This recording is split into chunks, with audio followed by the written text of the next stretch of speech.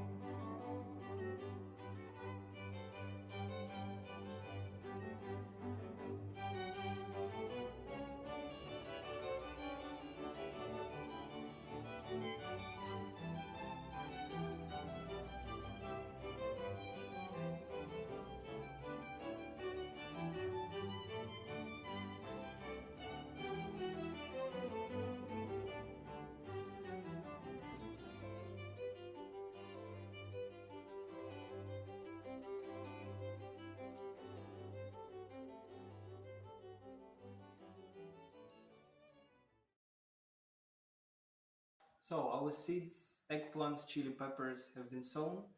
Now we will leave them under the cardboard. It will help to keep the moisture, and we don't need to water actually. So I will be checking every day because it's important to remove the cardboard that is keeping the moisture on time. Otherwise, they will face the obstacle and will start growing in a very weird shape.